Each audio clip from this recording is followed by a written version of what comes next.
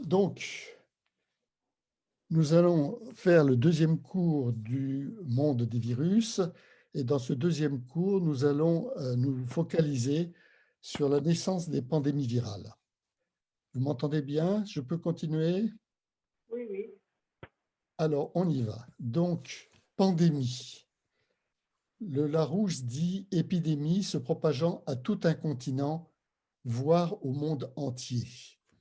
Et Wikipédia nous dit une pandémie est une épidémie présente sur une zone géographique internationale. Dans le sens courant, elle touche une partie particulièrement importante de la population mondiale. C'est effectivement des événements qui ont une grande importance et qui se sont déjà produits dans le passé et qui ont inspiré la littérature. Je citerai Les animaux malades de la peste de Jean de La Fontaine, La peste de Camus, Le hussard sur le toit de Jean Giono ou Le masque de la mort d'Alain Edgar Poe. Et donc, ces événements, sur le plan historique, on les connaît depuis pas mal de temps. Voilà un tableau que j'ai sorti de Wikipédia. Et vous voyez à gauche les années, vous voyez qu'on en garde des traces depuis l'Antiquité. Et ensuite, le nom qui lui a été donné, qui n'est pas forcément le nom biologique exact. Chose importante, vous voyez le nombre de morts. Vous voyez que la peste de Justinien a fait de 30 à 50 millions de morts. Vous voyez que la peste noire au XIVe siècle a fait 25 millions de morts. Vous voyez que la grippe espagnole a fait 40 à 50 millions. Donc, ce sont des choses extrêmement importantes avec comme agent des virus, mais aussi des bacilles. Donc, la question peut se poser de savoir comment on identifie les tueurs qui sont responsables de ces catastrophes. Alors, les progrès de la biologie ont permis d'identifier les pathogènes même rétroactivement, c'est-à-dire qu'on est capable de trouver les pathogènes correspondant à la grande peste du XIVe siècle. Pour ça, sur des squelettes, on récupère un petit peu d'os, un petit peu de matériel génétique des microbes, et on les séquence et on compare aux espèces actuelles. Et par exemple, c'est le schéma qui est présenté à gauche, le bacille de la peste, Yersinia pestis, a été pisté, vous voyez le début de l'arbre généalogique depuis le néolithique. Donc ça permet d'affirmer quel est le pathogène qui a frappé et de voir l'évolution de ce pathogène, c'est-à-dire de comprendre pourquoi à certaines périodes il a été extrêmement virulent et d'autres il l'a été beaucoup moins. Donc, on peut faire beaucoup de choses maintenant pour analyser ces pandémies et en particulier savoir s'il s'agit de bactéries ou de virus. Alors, dans ce que je vous ai présenté, il y a beaucoup de maladies causées par des bactéries. La peste, le choléra, la lèpre, la tuberculose, la syphilis sont des exemples de maladies contagieuses portées par des bactéries. Alors, au moment de la Deuxième Guerre mondiale, il y a eu la découverte des antibiotiques qui peut, disons, avec des adaptations, frapper la plupart des bactéries. Et à ce moment-là, les médecins et surtout l'industrie pharmaceutique a pensé que le problème était résolu et l'industrie pharmaceutique s'est tournée vers d'autres maux, les cancers, les maladies cardiaques, etc. Donc on a cru qu'on en avait fini. En fait, on n'en avait pas fini du tout. Et si on regarde maintenant les pathologies virales, on constate que depuis la Seconde Guerre mondiale, de nouvelles pathologies sont apparues que l'on ne connaissait pas avant. Alors, je citerai le sida, provoqué par le VIH, le virus de l'immunodéficience humaine, le virus Ebola, qui provoque des fièvres hémorragiques, le SRAS, le premier SRAS, symptôme de respiratoire aigu sévère, provoqué par le SRAS coronavirus, puis l'épidémie actuelle, la COVID-19 provoquée par le SRAS coronavirus 2. Aussi, on a eu le Middle East Respiratory Syndrome, qui ne nous a pas causé de mal chez nous, mais qui s'est répandu dans le Moyen-Orient, et par exemple le virus Nipah, qui est susceptible de déclencher des fièvres et des encéphalites. Toutes ces pathologies sont causées par des virus qui étaient, jusqu'au moment de l'apparition de ces pathologies, ces virus les maladies étaient inconnues chez l'homme. Alors, ça ne veut pas dire qu'on n'a pas des pandémies qui soit due à des virus connus. Et la grippe, par exemple, reste encore quelque chose qui peut faire d'énormes dégâts. Je vous conseille de lire le livre de Patrick Berch, Faut-il encore avoir peur de la grippe, aux éditions Odile Jacob. Et la première pandémie du XXIe siècle a été la grippe porcine de 2009, qui s'est arrêtée juste chez nous, avec pas plus de quelques centaines de morts, mais qui s'est répandue très largement à la surface du globe. Et donc, la grippe a fait beaucoup de dégâts, que ce soit la grippe espagnole en 1918, la grippe asiatique en 1957, la grippe de Hong Kong en 1968. Et par ailleurs, il y a aussi des infections qui sont portées par les moustiques qui se sont développées, des choses que l'on connaît mal chez nous, la fièvre du Nil occidental, mais aussi la dengue qui donne des symptômes grippaux, ou le chikungunya qui donne des polyarthralgies, qui a frappé l'île de la Réunion, par exemple. Le point important, c'est que toutes ces maladies virales semblent, disons, apparaître plus rapidement que par le passé. Là, j'ai fait une espèce d'échelle du temps dans laquelle vous voyez que on a eu la grippe asiatique 60, grippe Hong Kong 70, mais si on regarde depuis 2000, on a SRAS, Nipah, Ebola, grippe porcine, MERS, Covid-19. Donc, il semble que la fréquence s'accélère. Pourquoi? Qu'est-ce qui se passe? Qu'est-ce que cela signifie?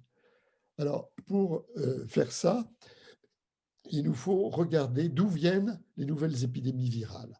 Alors, c'est ce que nous allons faire, c'est ce que je vous propose de faire là maintenant pendant quelques temps, de faire le tour de ces nouvelles épidémies virales.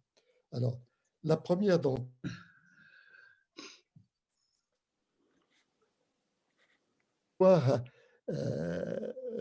une hypothèse disant que les maladies virales émergentes sont des zoonoses.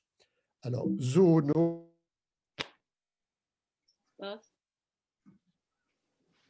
On n'a plus le son.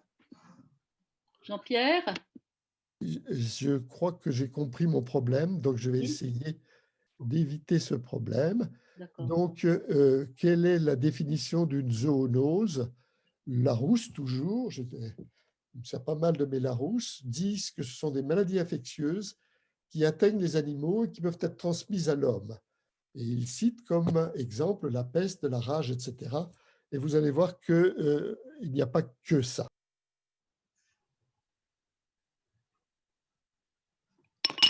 Commence.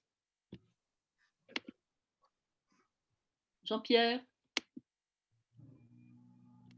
Allez, voilà. Donc, on considère actuellement que 70% des maladies infectieuses apparues depuis 1940 sont des zoonoses. Et on considère aussi que 80% des virus qui infectent l'homme proviennent d'un réservoir animal. Donc, vous voyez des chiffres énormes. Et quand on parle de réservoir animal, on peut parler d'animaux sauvages, de primates, de rongeurs, d'oiseaux, de chauves-souris, mais aussi d'animaux domestiques, les porcs, les chameaux, pas chez nous, les volailles, le bétail, les animaux de compagnie. Donc, comment s'effectue ce transfert? Comment les virus changent-ils d'hôte? Alors, pour expliquer cela, je vais vous présenter à la fois un modèle et je vais vous présenter aussi un exemple, l'épidémie de virus Nipah qui est apparue en 1997 en Malaisie. Alors, dans ce modèle, dans une première étape, on a des chauves-souris. Ça, c'est le cas de la Malaisie. Les chauves-souris sont frugivores. Elles sont dans les arbres, elles sont dans la forêt et elles se nourrissent de fruits. Et puis, donc, la Malaisie est proche de Singapour et pour nourrir Singapour, on abat les forêts et on développe des élevages de porcs industriels. Donc, on déforeste et dans le même temps, on crée quand même autour des enclos dans lesquels sont les porcs à ciel ouvert des cultures d'arbres fruitiers, des manguiers. Alors, évidemment, les chauves-souris qui n'ont plus de forêt se rabattent sur ces arbres et donc sur ces arbres, de ces arbres, elles font tomber des trognons de fruits, des déjections, et ces déjections tombent dans les enclos des porcs. Les porcs sont contaminés. Première étape. Deuxième étape, les porcs, le virus s'installe chez les porcs. C'est donc ce que vous voyez en bas ici. Les porcs deviennent contaminés et l'épidémie se développe dans les élevages. Donc, les éleveurs sont inquiets, ils font des abattages. Sur le plan économique, c'est une catastrophe. Donc, vous voyez ici, à ce moment-là, dans les élevages, on a les vagues vertes qui correspondent à des vagues épidémiques et puis des poussées intenses sans qu'on comprenne exactement comment ça se développe. À ce stade, seuls les gens qui manipulent ces porcs, qui sont au contact de ces porcs, les éleveurs peuvent avoir le virus, être touchés par le virus, mais le virus n'est pas transmis d'homme à homme. Et puis, troisième étape, le virus s'installe chez l'homme, c'est ce que vous voyez en haut, et là, évidemment, ça va très vite. La multiplication des échanges, en particulier les échanges aériens, permettent une dissémination qui devient rapidement mondiale. Donc, dans le cas du virus Nipah, voilà résumé ce qu'a été la situation. Vous voyez le virus qui est ici sur la gauche, qui s'installe chez les chauves-souris. Et alors, il faut remarquer ça, on y reviendra beaucoup, les chauves-souris ne sont en aucun cas touchées par cette contamination. Elles sont contaminées disons, largement dans la population des chauves-souris, mais il n'y a pas de maladie, il n'y a pas de perte d'animaux due à la présence du virus. Puis, il y a la contamination des porcs que vous voyez en dessous, ici, et à un moment, ça passe à l'homme, puis ça se répand dans différentes communautés. Alors, ça a été relativement rapidement limité grâce à un abattage extrêmement massif des porcs des élevages. Alors, je ne vous parle pas des conséquences économiques, bien entendu, mais la dissémination a quand même pu atteindre la Malaisie, Singapour, le Bangladesh et l'Inde. Donc, ça s'est limité là parce que la contagiosité a été très faible, mais il faut savoir que la létalité est très forte, de 50 à 70%. C'est-à-dire que pratiquement, on n'a pas su traiter cette maladie et plus de la moitié des gens qui étaient atteints ont disparu. Alors, je vais continuer avec les choses effrayantes. Je vais vous parler maintenant du virus Ebola, virus dont vous avez entendu parler vraisemblablement, qui ne nous touche pas beaucoup directement puisqu'il se développe en Afrique, mais qui est effrayant par ses conséquences. Alors, de quoi s'agit-il? Donc, il s'agit d'un virus dont vous avez des images ici en microscopie électronique, et vous voyez que c'est tout à fait différent des coronavirus dont nous avons parlé. Là, on a quelque chose qui ressemble à un fil, d'où le terme famille des filoviridés, et c'est un virus qui est à ARN, comme celui qui nous occupe.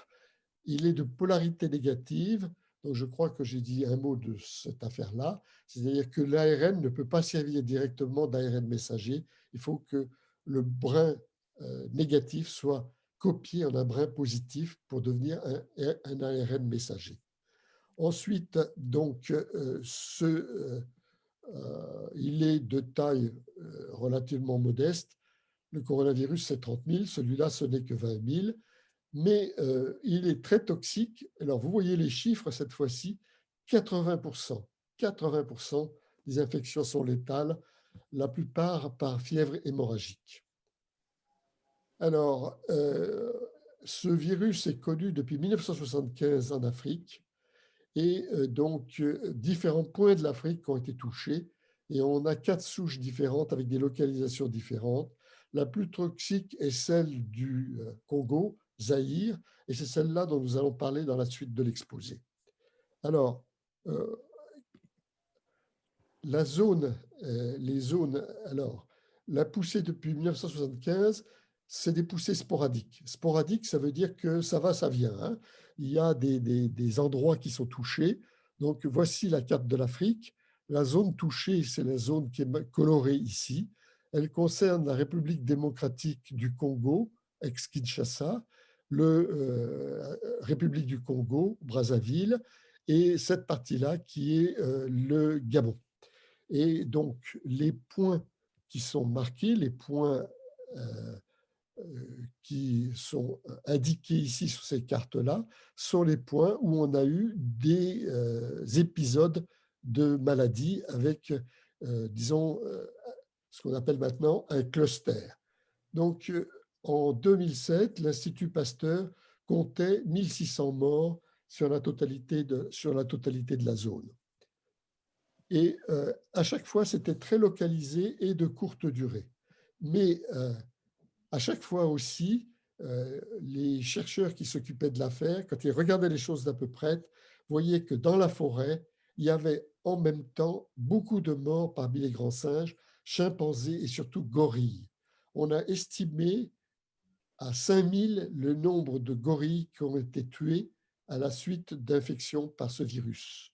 Et sur la carte que vous voyez, quand vous voyez Gore, Gore 1, Gore 2, etc., ce sont des endroits où on a trouvé des cimetières de gorilles, en définitive. Donc, l'épidémie s'est répandue chez les singes. Et pour passer du singe à l'homme, on considère que ce sont des zones dans lesquelles la nourriture n'est pas très abondante. Donc, les indigènes consomment de la viande de singe. Des fois, trouver des cadavres de gorilles, c'était une aubaine. Ils se précipitaient pour manger cette viande-là. Et ensuite, les contacts entre hommes qui ont continué à faire évoluer l'épidémie. Donc, le schéma que je vous indique est compatible avec un stade 2 de zoonose dans lequel l'animal de compagnie, et cette fois-ci, le grand singe, en particulier les gorilles. Donc voilà la situation, quelque chose qui n'était pas du tout évalué et tout à fait, pas du tout maîtrisé.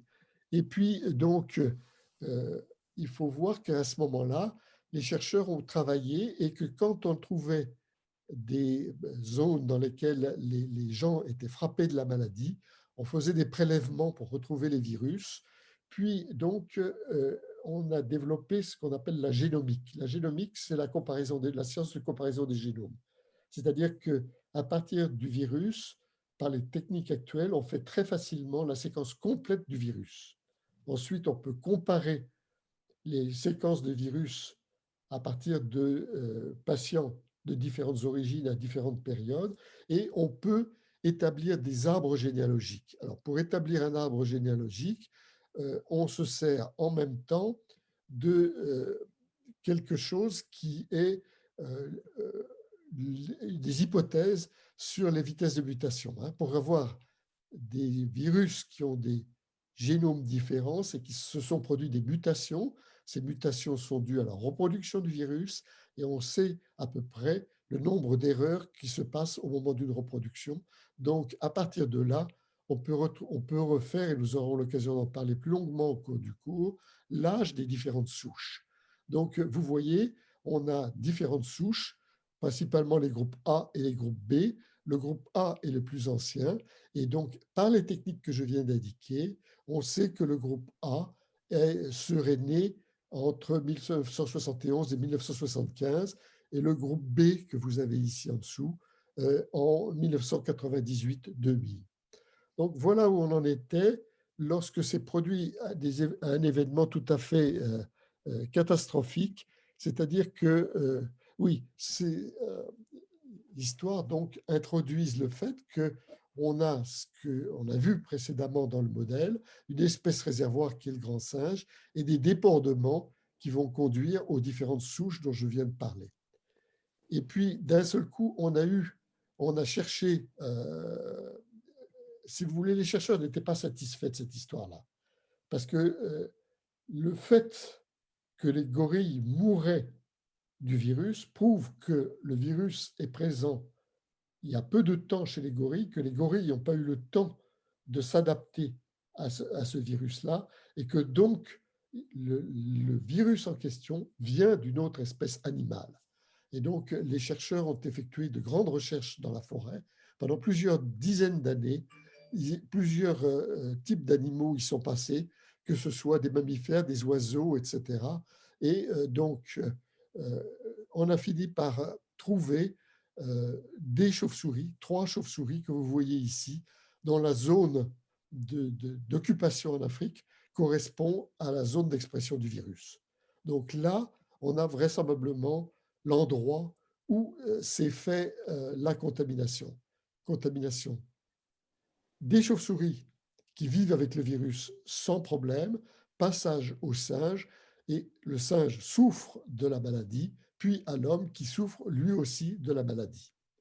Donc voilà à peu près le schéma que l'on avait, et l'événement auquel je faisais allusion tout à l'heure est arrivé brutalement. Donc vers les années 2013 et jusqu'à 2014-2015, l'épidémie est devenue beaucoup plus violente. Tout à l'heure, j'ai parlé d'1 millier de morts. Là, on a 27 000 personnes qui sont touchées et 11 000 qui vont mourir de la maladie. Et la zone qui est touchée, c'est carrément la zone la plus occidentale qui comporte la Sierra Leone, la Guinée et le Libéria. Le patient zéro, c'est-à-dire celui qui serait à l'origine de cette affaire-là, serait un bébé de 2 ans contaminé en décembre 2013.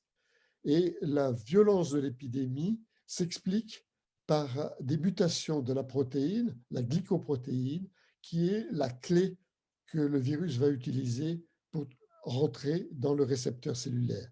Donc, j'ai parlé de ça dans le premier cours. Des expériences ont été faites in vitro qui ont montré que la modification d'un seul acide aminé dans la chaîne polypeptidique de la glycoprotéine est suffisant.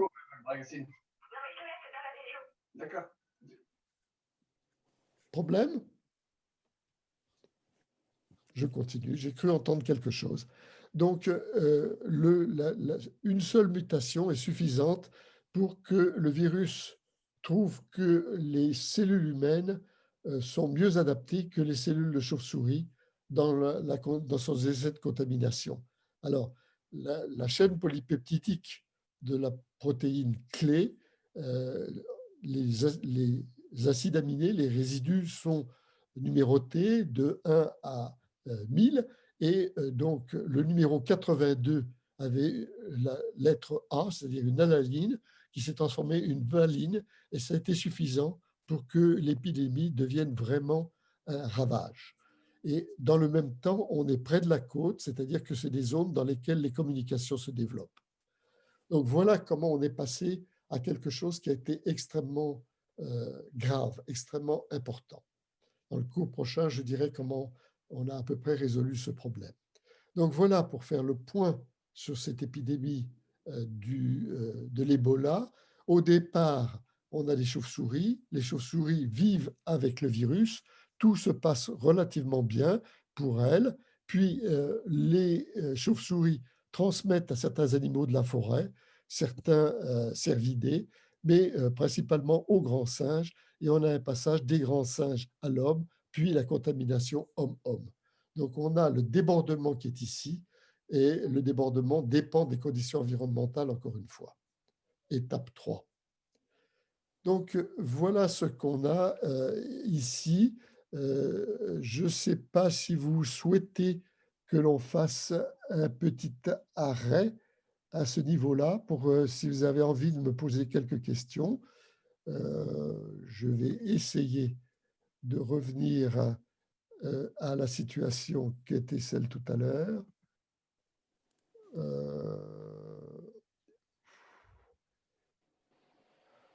S'il y a des gens qui ont des questions, ils peuvent réactiver leur micro eux-mêmes. Oui, bonjour Monsieur Henry, c'est Pascal Farfal. J'ai une petite question que je vous ai posée par écrit. Est-ce qu'on a pu constater que les virus essayent, comme dans le cas des chauves-souris, de maintenir les hommes qui attrapent le virus en vie malgré tout? Est-ce qu'il y a des signes? Est-ce qu'on peut observer ces choses-là ou pas? Vous voulez dire, est-ce que le virus, quelle est la stratégie du virus, c'est ça? Oui, c'est ça. En fait, est-ce qu'il essaye de maintenir la personne qui l'infeste ou qui l'infecte en vie, quoi, en fait? Alors, je parlerai de ça surtout dans le prochain cours, hein. Mais disons qu'en gros, évidemment, si le virus tue tout le monde, et s'il le tue vite, évidemment, il ne peut plus se disséminer. Donc, si vous voulez, la sélection, le darwinisme, dans ce cas-là, n'est pas favorable. Donc, en définitive, si l'épidémie se développe pendant un temps long et que le virus a le temps de se disséminer, là, il peut tuer. Donc, ça dépend de tas de paramètres, dont ce paramètre, la durée de l'infection. Moi, je voulais vous demander quelles sont exactement les conditions environnementales qui favorisent le débordement. Vous avez dit le passage à l'homme, le débordement se fera épisodiquement et selon les conditions environnementales. Quelles sont ces conditions environnementales favorables? Alors, bien évidemment, ben, je reviendrai là-dessus parce que ça va être l'un des messages que je vais faire passer dans ce cours. D'accord. Dans le cas du virus Nipah, c'est évident. La déforestation a chassé des animaux qui, normalement, vivaient en forêt. Donc, on a eu un contact beaucoup plus important entre ces chauves-souris et l'homme. Et donc, dans le cas du virus Ebola, c'est évidemment moins net, mais c'est la même chose aussi, si vous voulez. C'est les contacts, l'augmentation des contacts entre l'homme et les singes qui a développé cet affaire-là. Et puis, le dernier passage que je viens de dire, c'est-à-dire la multiplication des communications qui fait qu'à partir du Voilà, moment c'est ça. où se passe quelque chose, eh bien, ça va beaucoup plus vite pour se développer et produire quelque chose qui soit très contagieux. Oui, merci. André Salmon, j'avais une question à vous poser qui peut-être repose plus sur le dernier cours, mais c'était la question de la vie, de la survie, disons, du Covid-19 en dehors de la cellule haute. Autrement dit, vous le mettez sur un masque, par exemple, vous laissez le masque pendu quelque part. Pendant combien de temps vit ce virus?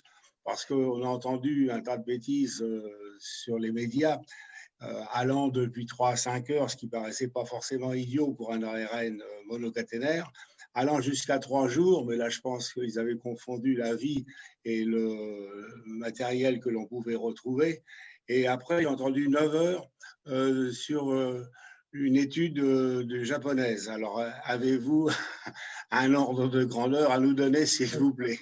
Alors écoutez, j'ai bien précisé au début de ce cours que je ne me plaçais pas ni comme médecin ni comme spécialiste de virologie. Donc, les réponses que je vais vous donner, c'est des réponses de biologistes. Et je crois que vous-même, là, vous venez d'y faire allusion. Qu'est-ce que c'est que ce virus? C'est simplement un ARN emballé autour d'une membrane lipidique. Et donc, les membranes lipidiques, c'est la même chose qu'autour de nos cellules. C'est quelque chose qui est extrêmement fragile. Et le virus a tout à fait besoin de cette membrane-là pour pouvoir rentrer dans une cellule. Quand vous utilisez les gels, un peu de détergent, un peu d'alcool suffit pour démolir cette membrane et pour supprimer le virus. Donc le virus est quand même quelque chose de fragile.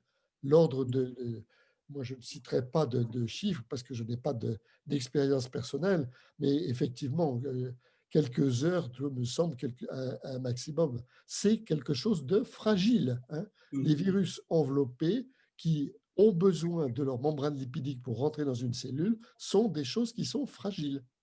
Nous sommes d'accord. Ok, je vous en remercie. Par ailleurs, oui, c'est Gérard Ferré. c'est une capside icosahédrale, je suppose. Oui, mais la capside, c'est quelque chose qui est solide. Le virus de la mosaïque du tabac a été cristallisé. Donc ça, c'est quelque chose qui est costaud. Mais ça, ce ne sont pas des virus enveloppés. Donc je fais une différence entre le virus enveloppé et le virus nu. Nous sommes bien d'accord. Oui, Gérard Ferré, j'avais une question par rapport au vaccin. Il y a eu des doutes sur le fait qu'on cultive certains vaccins sur des foies de singes. Est-ce que ces vaccins peuvent amener des virus en même Alors temps? écoutez, laissez-moi une semaine, hein. le dernier cours sera essayer de répondre à la question comment disparaissent les pandémies, et forcément la vaccination jouera un rôle important. Donc, je tiens un peu au suspense et nous parlerons des vaccins la semaine prochaine, si vous le voulez bien. Merci. On continue? On Oui, oui. repart? Alors, j'ai demandé un peu de respiration parce que maintenant, on va rentrer dans encore plus lourd puisque je vais vous parler un petit peu du sida et de l'histoire du VIH. Donc, le virus du sida, virus de l'immunodéficience humaine, est un rétrovirus. Donc, la semaine dernière, nous avons vu ce qu'est un rétrovirus. Nous allons réviser un petit peu cette semaine. Donc, c'est un virus à ARN et celui-là est de petite taille, 10 000 bases, soit 3 fois plus petit en point de vue de son matériel génétique que le coronavirus. Et il va coder 10 protéines, ce qui est tout à fait très peu de choses.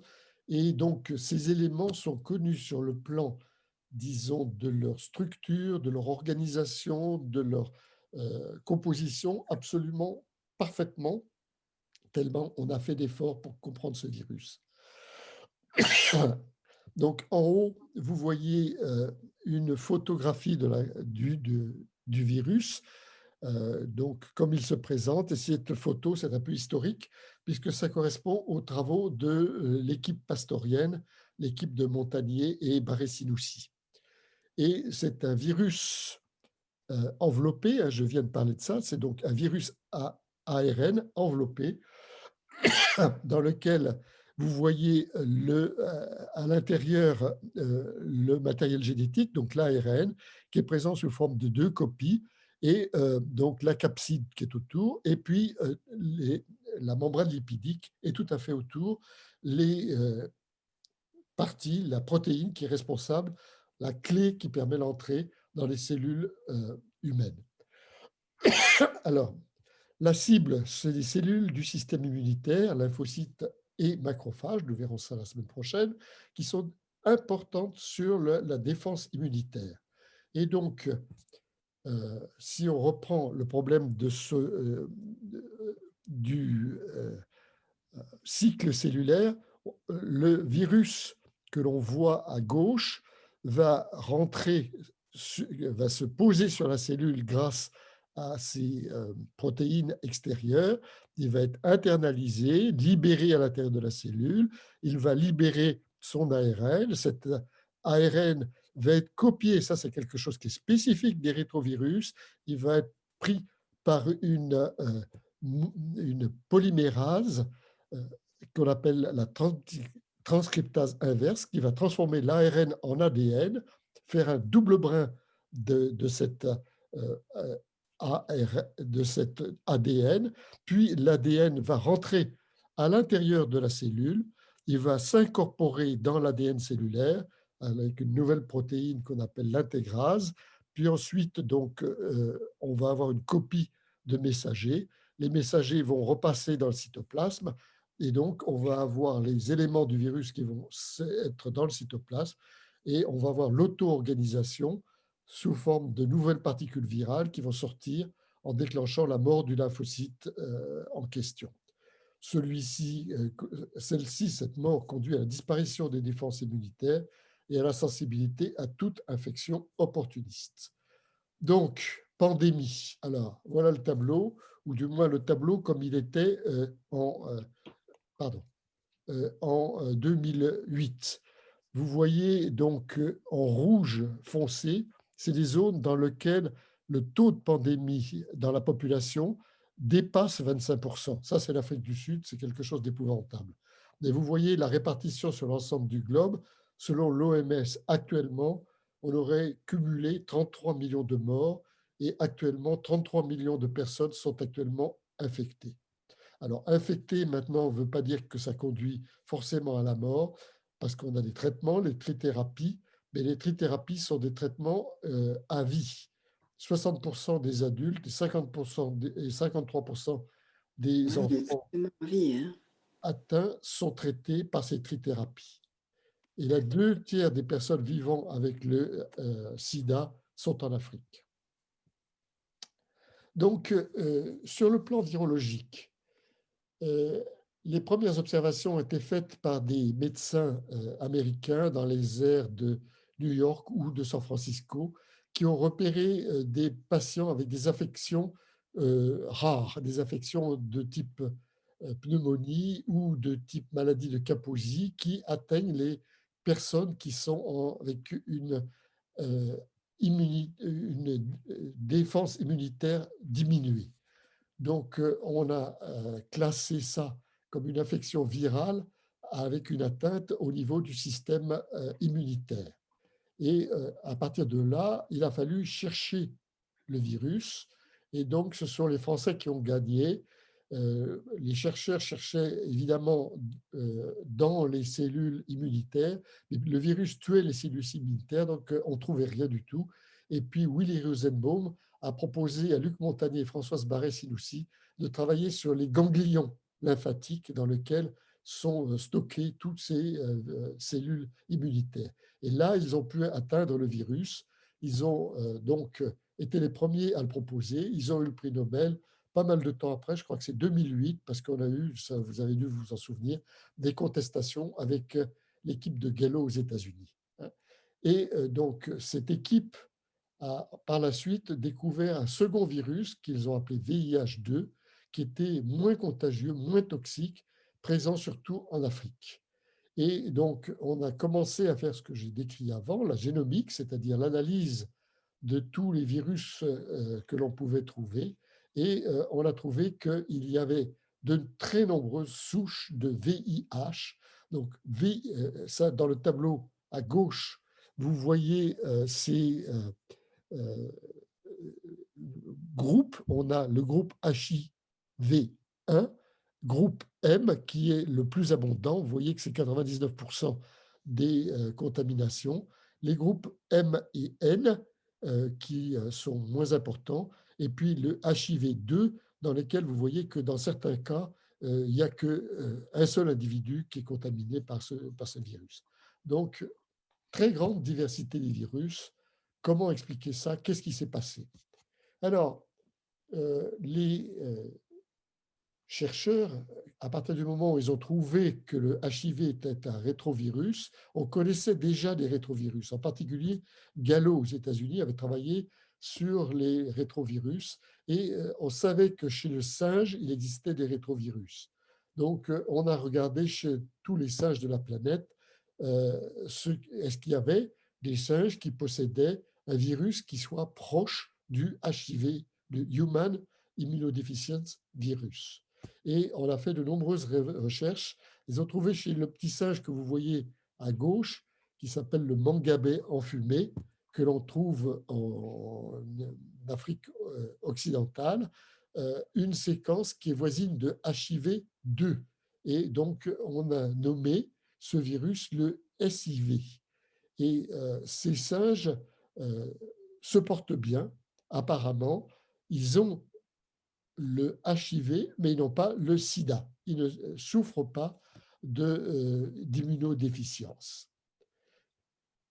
On a continué à faire des recherches chez les singes africains et le scoop, ça a été que chez 40 espèces de singes différentes, on a trouvé des rétrovirus différents. Toute une zoologie, toute une variété d'espèces de rétrovirus différents. Et vous avez à gauche toutes ces classes de virus et donc sont indiqués en bleu ceux qui ont donné le HIV2 avec ses différentes variantes. Vous voyez ici, vous voyez ici, vous voyez ici. Et en noir, tous les SIV avec l'espèce signifiée juste après. Et donc, il n'y a pas de doute pour les chercheurs que le SIV2 provient le HIV2 provient d'un SIV, d'un virus simien présent chez le mangabé enfumé, Souti mangabé pour les anglo-saxons. Pourquoi est-on sûr? Eh bien, les génomes, le matériel génétique des deux HIV2 et SIV-SM sont avec la même organisation. Je vous ai dit qu'on avait, au moment où l'ARN allait être lu, il y a plusieurs, l'ARN donne l'ADN, et cet ADN est organisé en plusieurs gènes, et l'organisation des gènes est la même chez ces deux espèces-là. Les généalogies sont voisines, ça c'est montré sur le tableau que vous avez à gauche, où vous voyez qu'il y a des relations généalogiques entre les différentes espèces. Ensuite, quand on prend le mangabey, eh bien, et qu'on les analyse, on voit que ce n'est pas un hasard, qu'il n'y a pas un ou deux mangabey, mais que la fraction possédant le virus est très significative, dépasse plusieurs dizaines de pourcents. Et les distributions géographiques sont semblables. Donc, on a trouvé l'origine du SIV2. Mais comme je le disais à l'instant, le SIV2 n'est pas le plus abondant. Le plus abondant, c'est le SIV1. Alors, d'où vient le SIV1? Là, les chercheurs ont beaucoup plus de travail parce qu'on a fini par le trouver chez le chimpanzé, mais pas chez n'importe quelle espèce de chimpanzé, chez une sous-espèce de chimpanzé, Pan troglodytes troglodytes, qui vit au Cameroun. C'est donc le SIV CPZ chimpanzé, CAM pour Cameroun, qui est l'ancêtre de l'HIV1. Et le diagramme qui est à gauche est l'arbre généalogique de ce SIV1. Et vous voyez les différentes espèces. En haut, vous avez l'espèce Pan troglodytes troglodytes, ensuite le gorille, et ensuite une autre espèce de virus. Excusez-moi, Faute avouée est à moitié pardonnée.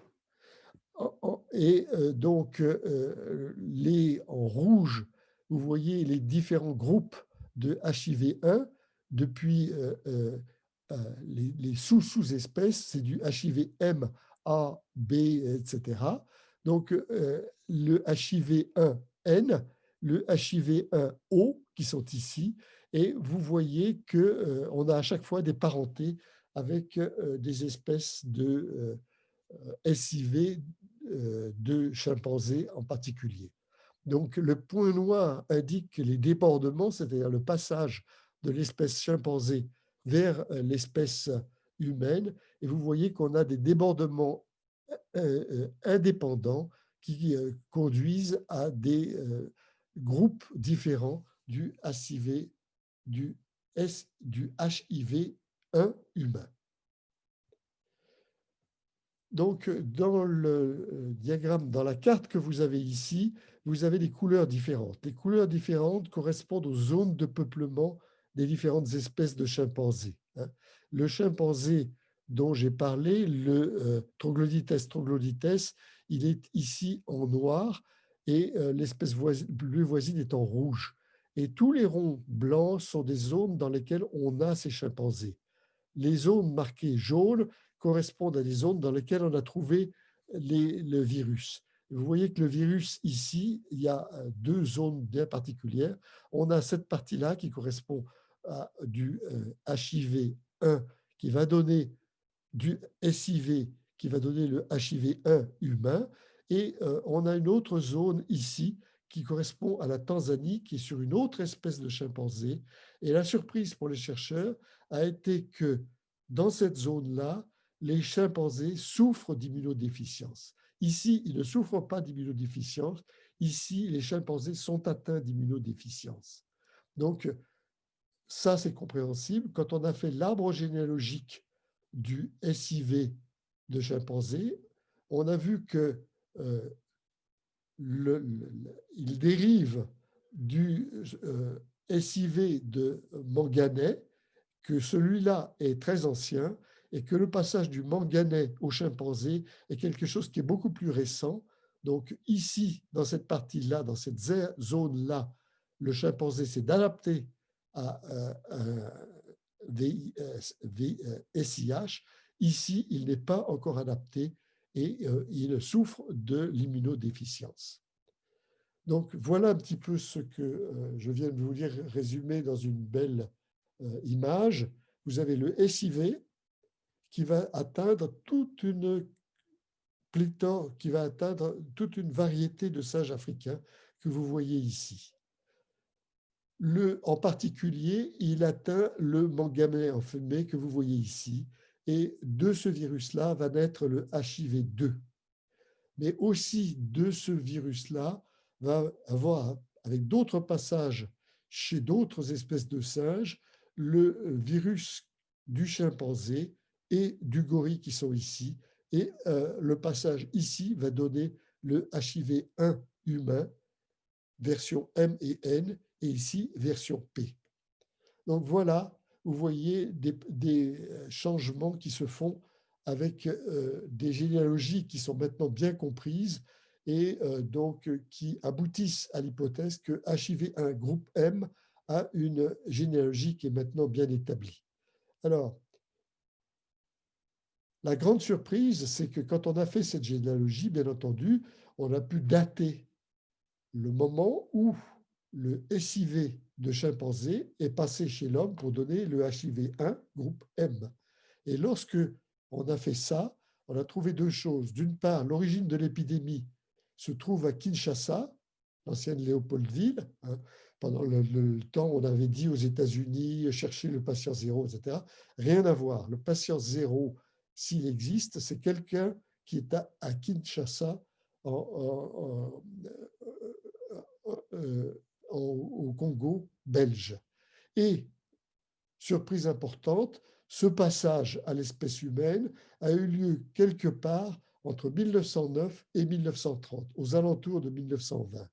C'est-à-dire que le sida a frappé le Congo belge sans que les gens s'en aperçoivent. Et de ça, on a des preuves parce que les chercheurs ont trouvé les échantillons congelés, conservés de 1959 et de 1960, et ils ont vu que ces échantillons contenaient effectivement du HIV1 groupe M. Ensuite, donc, dans cette figure-là, donc vous voyez le schéma, quelque part, ça a dû commencer vers le Gabon, ça s'est étendu vers Brazzaville, ça a traversé le fleuve Congo, donc voilà Kinshasa, puis ensuite, donc, le Congo belge s'est développé, et donc, avec le développement du Congo belge, l'épidémie s'est développée le long des voies de communication, c'est-à-dire que c'est descendu vers la mer et c'est remonté le long des fleuves, le fleuve Congo, pour aller à Kisangani, pour aller à Lubumbashi, deux villes de l'ex-Congo belge. Donc, ceci veut dire que depuis 1920 jusqu'à 1980, le sida existait dans le Congo et qu'on ne s'en est pas aperçu. Mais comment s'est-il développé dans cette ère-là? Pourquoi s'est-il développé dans cette ère-là? Alors là, c'est des choses qui sont dramatiques, parce qu'il est vraisemblable que les médecins belges, avec la meilleure volonté du monde, ont effectué des vaccinations de masse, des traitements par antibiotiques et autres, en utilisant du matériel, des seringues qui n'étaient certainement pas à usage unique. Donc, ils ont favorisé le développement de l'épidémie dans ces aires-là. Et donc, en plus, en 1960, le départ des Belges entraînait beaucoup de désordres économiques, sexuels et de santé publique.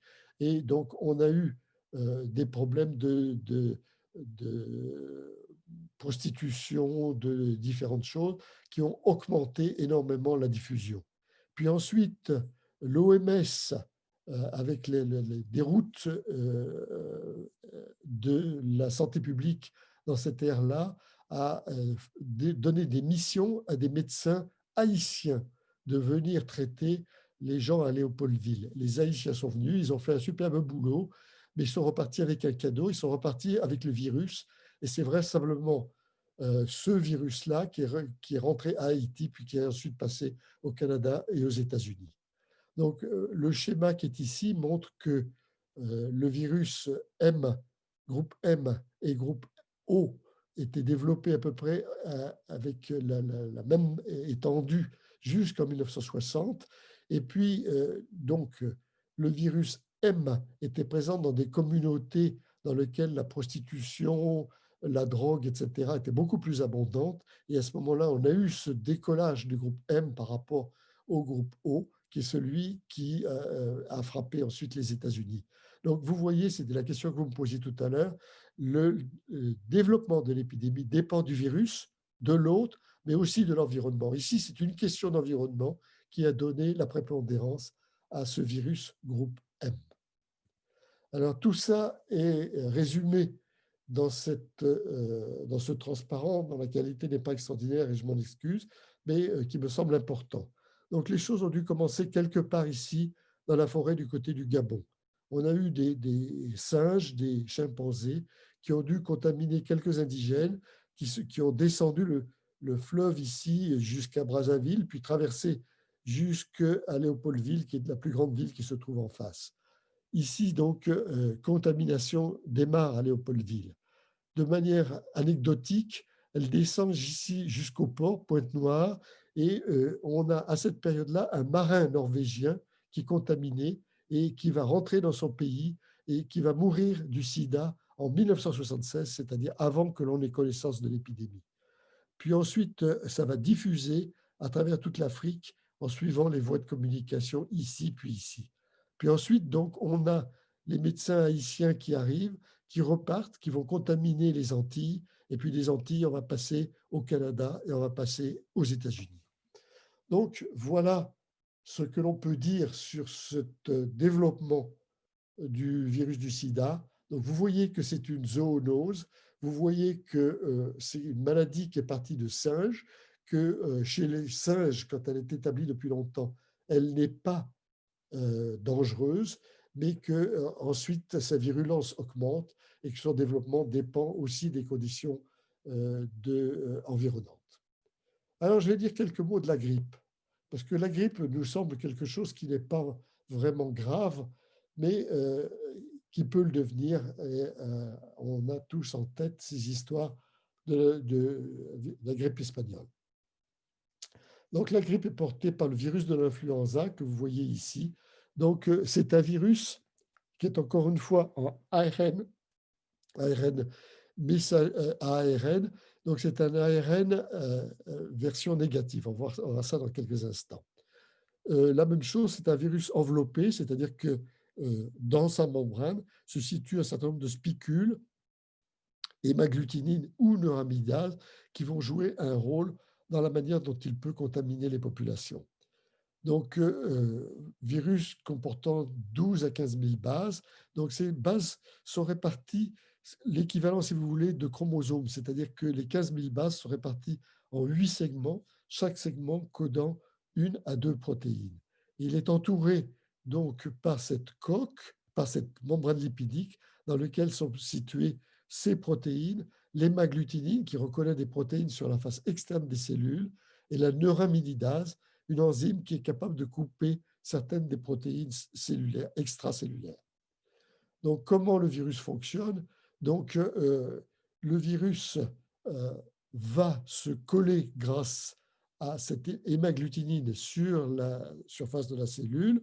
Ensuite, donc, il va être internalisé dans une vésicule en fusion des membranes du virus et des membranes de la vésicule, libération de l'ARN. L'ARN doit être copié pour devenir un ARN messager, donc il passe dans le noyau. Il est copié par l'ARN polymérase cellulaire. On a un ARN messager, donc la version positive du virus, qui revient ici, qui va conduire à la synthèse de tous les éléments génétiques et protéiques, et la libération qui nécessite de se séparer de la membrane cellulaire. Et donc, la neuraminidase va jouer dans ce phénomène de libération. Alors, comme je l'ai dit, donc, la grippe a eu des épisodes pandémiques, dont le plus important historiquement est la grippe espagnole de 1918, appelée espagnole, mais dont l'origine est vraisemblablement quelque part aux États-Unis ici, et qui a été amenée en Europe par vraisemblablement les soldats qui étaient venus pour la Première Guerre mondiale. De là, ça a diffusé un peu sur le monde entier Et on considère que la grippe a fait 3 fois le tour du monde. Quand les soldats américains sont repartis, ils ont recontaminé les États-Unis. Il y a eu de nouvelles vagues qui se sont répandues sur le monde entier. Et ensuite, une troisième vague qui est partie ici quelque part d'Australie, qui est venue refaire des morts. Donc, vous voyez, quand on parle de seconde vague chez nous, on peut s'attendre des fois à beaucoup plus que juste une petite ressucée. Donc ici, on considère qu'on a fait 20 à 50 millions de morts, ce qui représente une partie importante de la population mondiale. Alors pourquoi cette létalité soudaine? Donc je refais simplement un tour sur les différents épisodes de pandémie. Donc la grippe asiatique, asiatique russe, je la laisse de côté. Sur les autres, on en sait plus. Donc 1918, 1957, 1968 et 2009-2010. Hein. Et vous voyez les morts qui sont quelque chose qui est extrêmement important. Et chacune de ces grippes, on les caractérise par des lettres. H1N1, H2N2, H3N2, H1N1. Hein. H, c'est l'hémagglutinine. Et donc, en fait, il y a 16 types différents d'hémagglutinine. Et N, c'est neuraminidase. Il y a 9 types différents de neuraminidase. Et un virus, c'est la recombinaison d'une hémagglutinine avec une neuraminidase. Donc, vous voyez, le nombre des combinaisons est extrêmement important. Et chez les animaux, mammifères, oiseaux, on a une très grande variété de virus de l'influenza. Et donc, ce qui se passe au niveau d'une pandémie, l'exemple que je vais prendre, c'est l'exemple de la grippe de 2009-2010, qui est en fait une grippe porcine. Alors, voilà ce qui se passe. Vous avez donc, chez le porc, je viens de dire que l'on a 8 petits fragments. Chez la poule, on a 8 petits fragments. Et chez l'homme, on a des fragments différents. Donc là, on a ce qu'on appelle des virus saisonniers, c'est-à-dire qu'il y a bien des changements, vous êtes obligé de vous vacciner chaque année, mais ces changements sont dus à des mutations. Et ces mutations ne modifient que peu le virus, donc il faut changer un petit peu le vaccin, mais en définitive, on a quelque chose qui est très apparenté d'une année sur l'autre. On parle d'une dérive. C'est l'évolution annuelle du virus. Et puis, soudain, ces différents virus habitués à leurs hôtes, hein, chez nous, la grippe saisonnière est certainement importante, mais elle ne va pas conduire à des pandémies. Et puis, il se passe que, par hasard, on va avoir une cellule qui va être infectée par plusieurs des virus à la fois. Hein. Donc, on a plusieurs virus d'origine différente qui rentrent dans la même cellule. Et ces virus possèdent des éléments qui sont différents les uns des autres. Donc, à ce moment-là, c'est un tirage au sort. Donc, on va avoir des recombinaisons entre ces différents types de virus. On a ici ce qu'on appelle un réassortiment, donc entre les virus d'origine différente. Donc, ici, en 2009-2010, on a eu un premier réassortiment chez le porc, puis un deuxième réassortiment ensemble, de tel résultat que ce qui a atteint l'homme en 2009, c'était quelque chose qui est une combinaison qui était suffisamment différente par rapport aux grippes saisonnières pour que notre système immunologique soit incapable de réagir. Donc, à ce moment-là, on a quelque chose qui est d'une grande toxicité. Donc, ce qui se passe dans ces cas-là, c'est des réassortiments et non plus des dérives qui se font. C'est des changements brutaux dans le matériel génétique du virus. Donc, ce qui s'est passé en 2009-2010, on sait maintenant que c'est une grippe du porc. C'est quelque chose qui est né aux États-Unis, au Mexique plus précisément, où les Américains avaient implanté un élevage géant de porcs. Rendez-vous compte, il y avait 1 million d'animaux qui appartenaient à une ferme américaine. Alors évidemment, la ferme américaine, pour des raisons économiques, a nié toute implication, mais vous vous rendez compte que là, on peut faire des recombinaisons extrêmement abondantes. Et c'est vraiment, là encore, quand je parle de conditions environnementales, c'est les conditions environnementales qui créent des nouveaux virus. Alors, voilà ça avec plus de détails pour ceux qui seraient passionnés par la question. Donc, vous avez en vert, c'est les virus chez la poule, en orange ici chez le porc et en violet chez l'homme. Et ici, vous avez à chaque fois les 8 segments, et vous voyez qu'on a des réassortissements qui se produisent et on a les dates précises de ce qui conduit à ce réassortiment final qui va conduire à la grippe en question. Donc, oui, la grippe, les grands épidémies de pandémie de grippe sont des zoonoses. Voilà. Alors maintenant, on va aborder un sujet qui est plus d'actualité, si je peux dire, celui des coronavirus.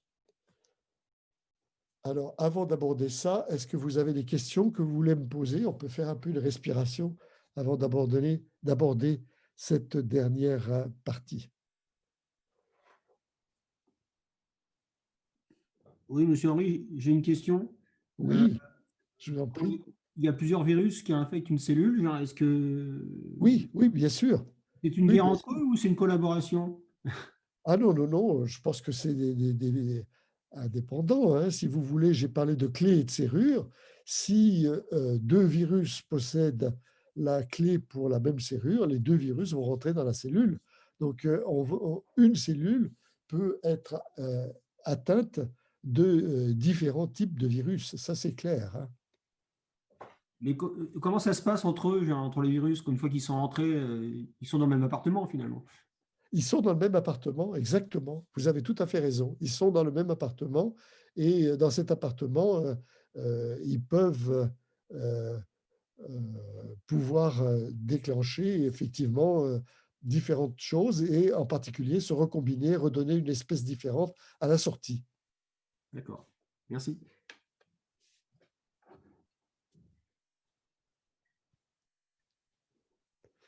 Donc vous voyez, là, nous avons regardé déjà 3 maladies redoutables, Ebola, le sida et les pandémies grippales. Et dans les 3 cas de figure, nous voyons que l'on a affaire à des zoonoses. Donc, c'est pour ça que, si vous voulez, je tenais à regrouper tout ça.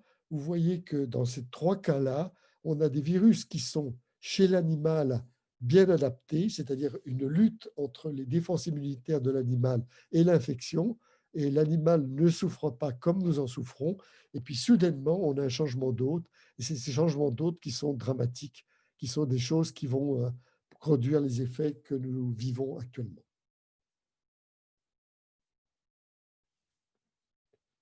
Bon, eh bien, si cela vous laisse muet, ça me laisse la possibilité de continuer.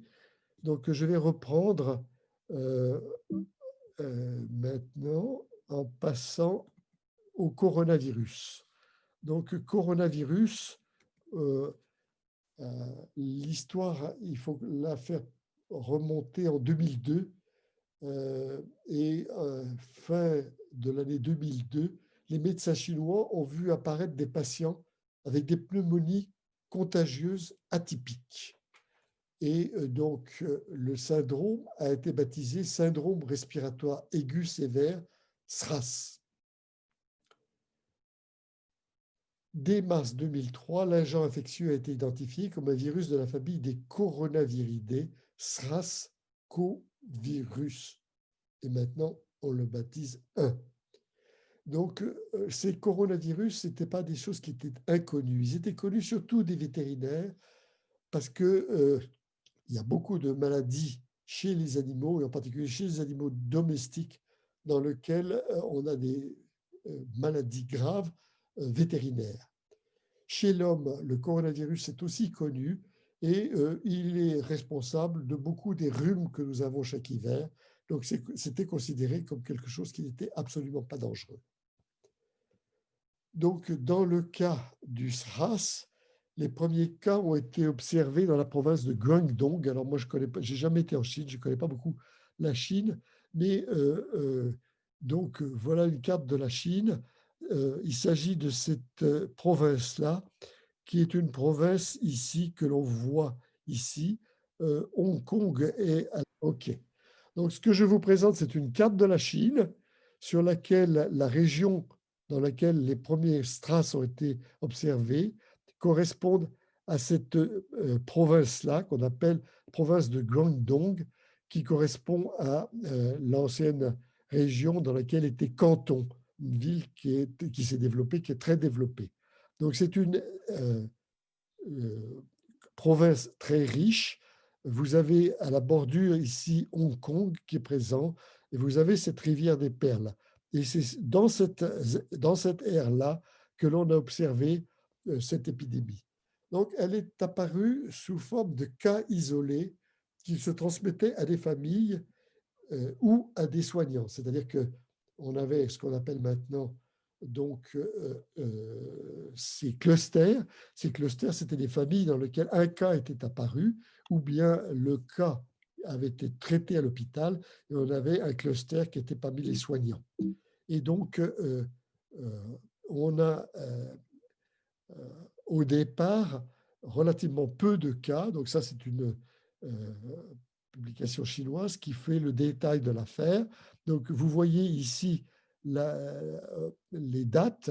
Vous voyez ici, donc janvier 2003. Vous voyez ici le départ en novembre, quelque chose comme ça, novembre de cette année-là, 2002, et puis début de 2003. Donc, vous voyez surtout à Canton ce développement qui est là.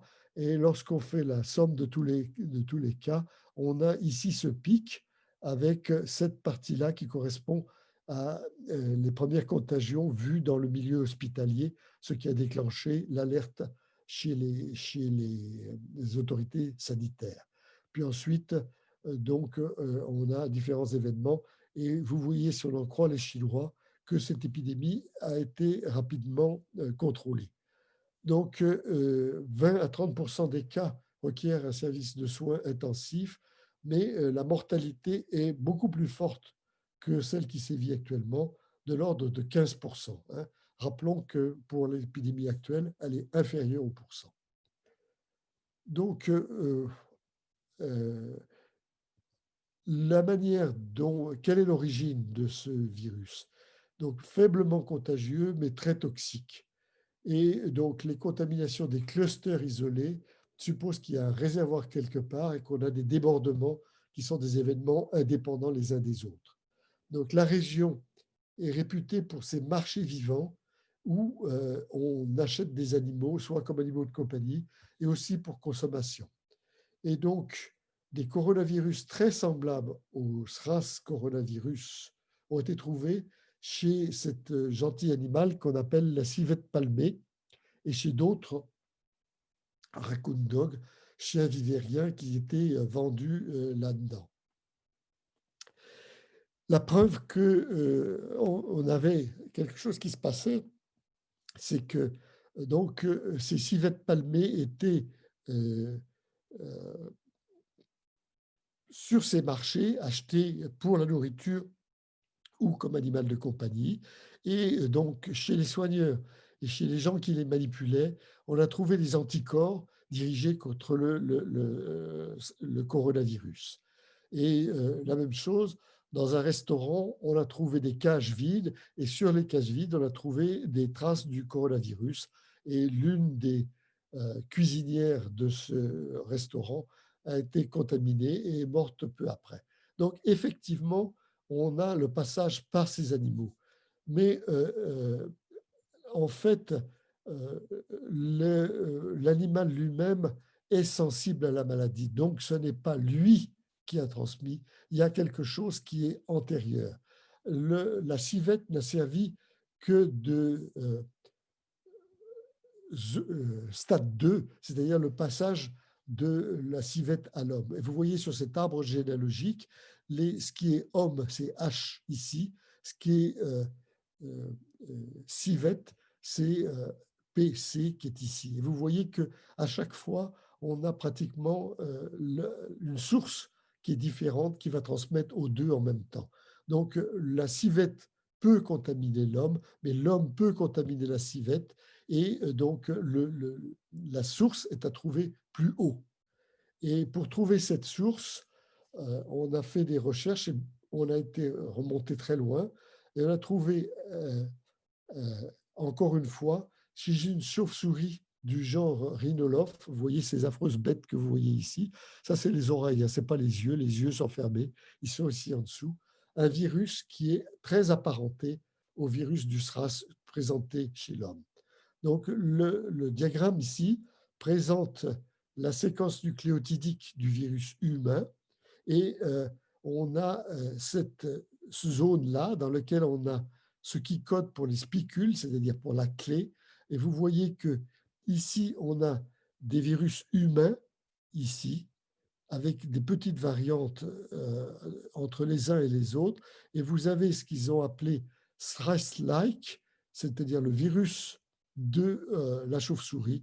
Et vous voyez qu'il y a une parenté qui est assez grande ici, qui pourrait expliquer le passage de ce qui s'est fait entre la chauve-souris et l'homme, avec l'hôte intermédiaire de la civette vraisemblablement. Alors, actuellement, ce qui nous occupe, c'est la COVID-19, qui est une pandémie causée par un autre coronavirus.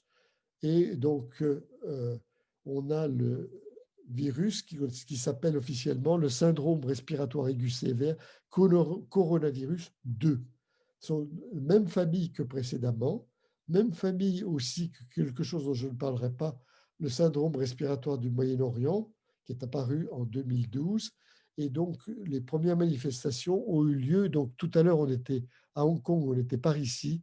Ici, on est à Wuhan, donc en plein milieu de la Chine.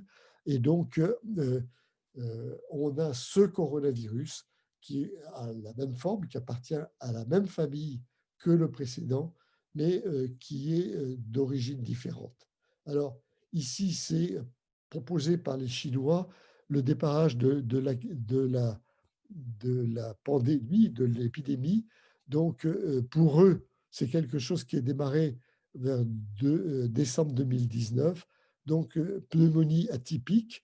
Ensuite, quelques cas plus ou moins repérés. Tout de suite, mise en route des autorités de surveillance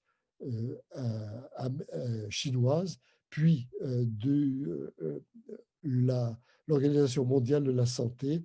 Et donc, le 7 janvier, vous voyez, 7 janvier ici, donc les Chinois isolent le virus et le 12-13 janvier, la séquence du virus apparaît extrêmement rapidement. Et puis donc, le 23 janvier, les Chinois font un blocus de la cité de Wuhan et ensuite on a la suite que l'on connaît malheureusement. Donc, quelle est l'origine de ce virus? Encore une fois, c'est un virus à ARN très long, c'est un très gros virus par rapport aux autres, 30 000 nucléotides. Il est à polarité positive, c'est-à-dire que son ARN sert directement de ARN messager. Lorsque l'ARN est mis dans un cytoplasme, il est immédiatement utilisé. Donc, voilà l'ARN en question, donc 30 000 nucléotides, ici de long. Et la partie importante, c'est la clé, le spicule, ici, qui est codé par cette partie-là. Et donc, on n'a aucune parenté, enfin, on a une parenté très faible au niveau de cette spicule entre le virus de 2002-2003 et le virus actuel. Voilà un peu plus, c'est-à-dire que là, on a repris la zone qui correspond à la spicule. Donc, vous voyez cette zone du spicule et vous voyez ici et ici les parties particulièrement importantes de ce qui code pour la spicule, c'est-à-dire que les clés, la partie importante de ces clés. Donc, vous le voyez ici avec des couleurs pour le virus humain, ici et ici. Hein. Donc, à chaque fois, on a des couleurs différentes dans des petits carrés. C'est le nucléotide, c'est la base différente.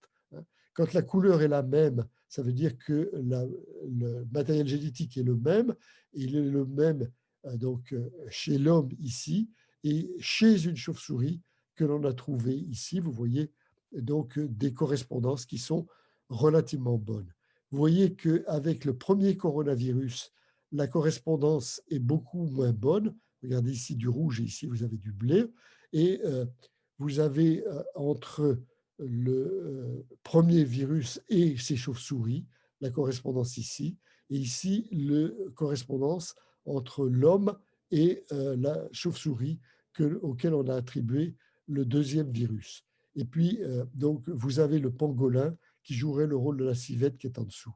Donc, vous voyez, les couleurs sont assez bonnes dans l'ensemble entre la chauve-souris que l'on a incriminée et le virus humain.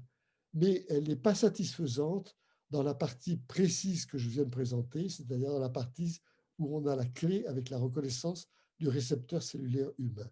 Donc, on a cette histoire de pangolins, des pangolins de contrebande venus de Malaisie, où on a trouvé un coronavirus avec une similarité globale faible, mais très forte dans la partie de la liaison. Donc, l'hypothèse qui est faite actuellement, c'est que l'on aurait chauve-souris qui auraient été pas suffisantes pour passer à l'homme, puis le passage chez le pangolin, où seraient fait les recombinaisons et le débordement se serait fait à partir des pangolins.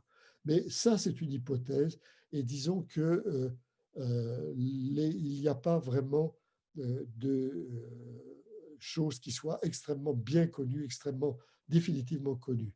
En effet, le taux de contamination, les chauves-souris qui sont impliquées sont des chauves-souris qui vivent loin de Wuhan, et quant au pangolin, on trouve très rarement ce type de contamination. Donc, les critères qui sont utilisés pour faire l'affirmation dans les autres cas que je vous ai présentés ne sont pas encore bien établis, et il y a d'autres hypothèses sur lesquelles je ne rentrerai pas, à moins que vous me le demandiez, y compris celle de contamination accidentelle à partir de laboratoires. Donc, simplement pour revenir, avant de terminer, la COVID-19 et SRAS, au départ, on a des coronavirus qui sont impliqués. Alors, je ne vais pas rentrer dans le détail, mais vous voyez ici la liste de tous les coronavirus qui sont connus, et vous voyez la liste de tous les autres. Vous voyez homme, cochon, chameau, chat, homme, vache, cheval, souris, baleine, poulet, bulbule qui est un oiseau, sparrow qui est un oiseau, c'est l'hirondelle ou le moineau, je pense plutôt. Et vous voyez à chaque fois des maladies différentes qui sont parfois très fortes chez les animaux. Donc, effectivement, il y a un risque qui est très grand à partir de ces coronavirus, et je n'ai pas cité, ou je ne l'ai pas cité, je me suis servi pour établir ce cours d'un bouquin établi par un journaliste scientifique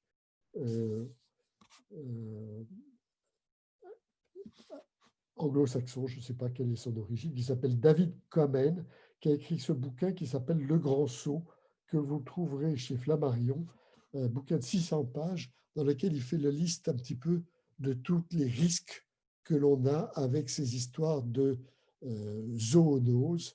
Et en particulier, il est remarquable que ce bouquin, écrit en 2012 et qui est traduit relativement récemment, parle des coronavirus comme des menaces qui nous guettent. Alors, en guise de conclusion pour cette histoire-là, eh bien, un virus est un parasite d'un autre défini. Ça, j'ai absolument insisté dans le premier cours.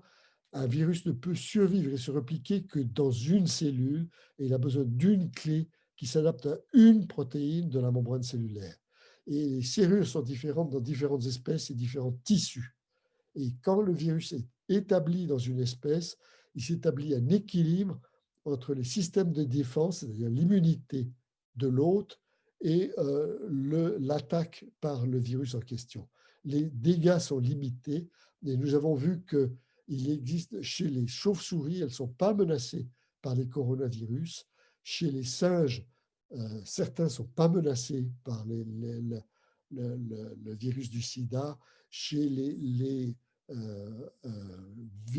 chauves-souris, il n'y a pas de menace à partir de virus Ebola, etc. Donc, il y a des équilibres qui sont capables de s'établir. En revanche, il faut savoir que la barrière d'espèces n'est pas infranchissable. Voilà le bouquin dont je voulais vous parler tout à l'heure, Le Grand Saut de David Quammen chez Flammarion, qui est écrit en 2012 et qui alerte sur le risque du coronavirus. Les cirrures dont je viens de parler ne diffèrent pas énormément entre l'homme, les mammifères et les oiseaux. Et au cours de la réplication, les enzymes ADN ou ARN polymérase qui font le nouveau matériel génétique du virus font de nombreuses erreurs. Ces erreurs sont particulièrement fréquentes chez les virus à ARN et on a environ jusqu'à une erreur par 1000 nucléotides par an, 30 erreurs par an. Ces erreurs sont à chaque fois des possibilités au virus d'essayer de multiples clés. Un virus n'est pas vivant, mais il est quand même soumis aux mêmes règles que le vivant, le hasard, les mutations et la nécessité, la serrure. Et ce franchissement de barrière, pourquoi est-ce qu'il se produit brutalement et pourquoi il se produit plus brutalement actuellement qu'il ne s'est produit par le passé? Une épidémie, j'ai dit, est un virus, un autre, mais aussi un environnement. Lorsque le franchissement est induit par un changement dans l'environnement de l'hôte de l'animal, déforestation, élevage industriel, développement des populations, à ce moment-là, on a un changement d'environnement et on peut, ces changements écologiques s'accompagnent d'une interface plus grande entre l'homme et l'animal et c'est là que se fait le franchissement de la barrière. Et les animaux domestiques, le porc, les volailles et compagnie, peuvent servir de volailles. Et en plus, il y a des pratiques dangereuses que l'on pourrait supprimer, comme la consommation de viande d'animaux sauvages en Afrique et en Chine. Et pour terminer, eh bien, des chercheurs ont établi une carte des points chauds d'où les épidémies de nature zoonotique sont possibles. Comment ont-ils progressé?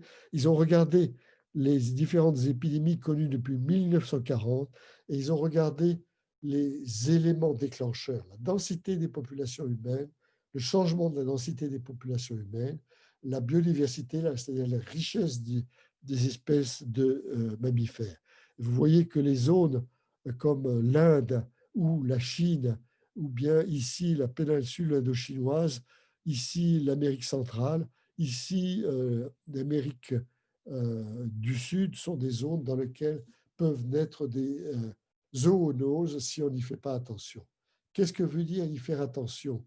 Il veut dire regarder la surveillance des épidémies survenant dans la faune sauvage, des épidémies qui touchent les singes, les oiseaux. Quand les oiseaux commencent à mourir, les oiseaux migrateurs commencent à mourir à toute vitesse, à ce moment-là, il y a des problèmes. Et quand on doit faire une surveillance, il faut que cette surveillance existe au niveau de l'OMS, dont c'est le boulot, mais aussi des organisations comme l'Organisation mondiale pour la santé animale. Et aussi regarder l'apparition des nouvelles pathologies transmissibles. J'ai fait allusion au fait qu'au Congo, on a eu pendant une trentaine d'années du sida sans qu'on vraiment repère cette pathologie. Donc les zoonoses sont causées par des défauts du développement mondial, aussi comme la surpopulation. Et je prends cette citation d'un article dans le journal de l'Académie des sciences américaines qui est dédié à cette question. Des écosystèmes intacts peuvent jouer un rôle de régulation importante de ces maladies en maintenant une dynamique naturelle des communautés d'animaux sauvages et en réduisant la probabilité de contact et la transmission de pathogènes parmi les humains, les animaux domestiques et les animaux sauvages. Voilà, merci. Voilà ce que je voulais vous dire aujourd'hui dans ce cours. Alors, je suis ouvert aux questions. Pour ça, il faudrait que vous me voyiez mettre le partage en pause. Je vais essayer de faire ça. Non, c'est pas ça. Alors, Tu veux que j'arrête ton partage? oui, s'il te plaît, pour que je vous revoie. Voilà, merci. Donc, si vous avez des questions, c'est le moment. J'espère que je n'ai pas été trop dur, trop pénible et que vous avez encore un peu de lucidité pour éventuellement poser des questions. Moi, j'ai une question, Monsieur Henri. Je vis à la campagne et j'observe notamment pas mal les corbeaux, les renards. Les renards, moins facilement, mais est-ce qu'ils auraient éventuellement, aujourd'hui, au niveau des connaissances qu'on peut avoir, une résistance particulière par rapport à ces coronavirus? Ah, là, il faudrait poser la question à des vétérinaires, hein. Alors, je ne pense pas. Vraisemblablement, les poules que vous pouvez avoir dans votre poulailler doivent avoir des virus, hein. Beaucoup de virus, mais elles ne s'en portent pas plus mal. Des virus grippaux qui peuvent être des virus euh, qui vont. Encore un coup, c'est le changement, si vous voulez. Vous voyez, le message que je veux faire passer, c'est que ces virus, nous vivons avec depuis extrêmement longtemps. Donc, nous avons des défenses qui se sont adaptées, nos défenses immunitaires. Nos défenses immunitaires, euh, euh, le point important, je le ferai la semaine prochaine, elles s'adaptent. On parle d'immunité acquise. Donc, on est capable, si vous voulez, de se défendre contre la plupart des virus, contre pratiquement tous les virus. Le problème, c'est que quand on prend ces défenses immunitaires par surprise, alors là, il y a des dégâts le temps que le système immunitaire se prémunisse contre les nouveaux attaquants. Et donc, ces nouveaux attaquants, eh bien, c'est notre responsabilité en tant qu'espèce humaine, c'est-à-dire en bougeant sur des équilibres, hein. Je vais parler d'écologie, mais ce n'est pas l'écologie dont on parle d'habitude. Quand on fait de la déforestation, quand on fait de la surpopulation, alors là, on modifie les équilibres écologiques et alors là, on fait rentrer des nouveaux virus en contact avec l'espèce humaine et avec un peu de chance, ils finissent par trouver la porte d'entrée. Nos systèmes immunitaires sont pris par surprise et les dégâts peuvent être très grands, ce que nous vivons en ce moment.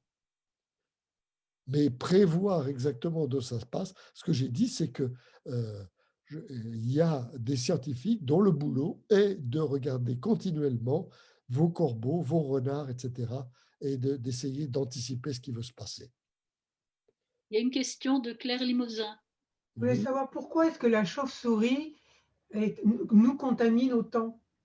Pourquoi est-ce comment elle fait pour aller choper tous ces virus? C'est ce que je viens de vous dire à l'instant, c'est-à-dire que la chauve-souris a beaucoup de virus, mais la chauve-souris se porte bien, hein. La chauve-souris se porte bien en général. Et donc, il y a des gens qui travaillent sur les défenses immunitaires des chauves-souris.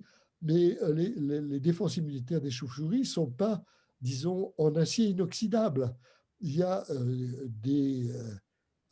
un autre bouquin que j'ai lu qui est très important, qui est l'histoire de la 6e disparition de masse, si vous voulez.